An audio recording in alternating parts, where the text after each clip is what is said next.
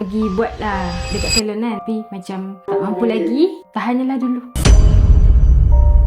Okey. Hai sis cantik. Okey, nama apa? Nur Fatimah. Okey, saya boleh panggil Aimah. Aimah. Okey. Sebelum kita tanya dulu, umur berapa? 29. 29.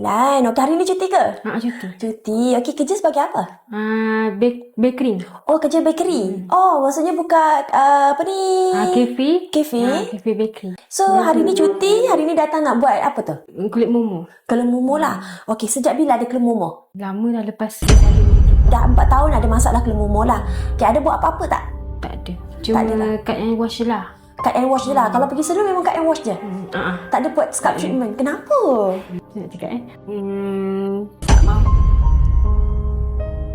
So, apa yang kita akan buat hari ni, kita akan check dulu awak punya scalp. Kita nak tengok dululah sebab awak cakap ada masalah dah 4 tahun kan.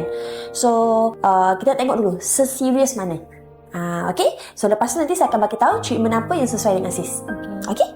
Sis rasa macam mana bila tengok gambar scan tu tadi?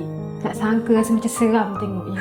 Seram, okey. Ini semua pun sis tak sangka tadi sebab dia letak pada kulit kepala. And then kita tak nampak dengan mata kasar. Bila scan, baru nampak. Kadang-kadang tak ada masa lah nak pergi buat rambut. Busy dengan kerja. Sebab pagi tu bangun, siap-siap pergi kerja. Lepas tu saya siap-siap mandi apa semua. Saya bangunkan dia juga mandi apa semua. Lepas tu hantar dia pergi rumah pengasuh. Lepas tu saya pergi kerja lah. Start lah buat kerja apa semua.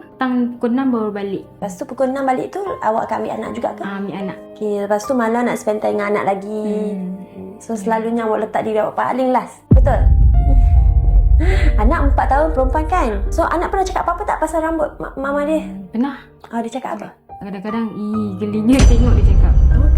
Ada putih-putih dia cakap. Sebab dia nampak yang kelumomo tu. Tapi apa perasaan awak sebagai mak bila dia cakap, dia tegur lah macam, ya mama. Rasa jugalah. Rasa macam nak pergi buat lah dekat salon kan. Tapi macam tak mampu lagi. Tahan je lah dulu.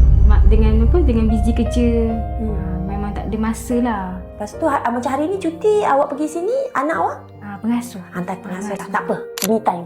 Me time ke diri sendiri juga kadang-kadang kan? Boleh kan? Boleh. Okay. So, jom kita buat scalp sekarang.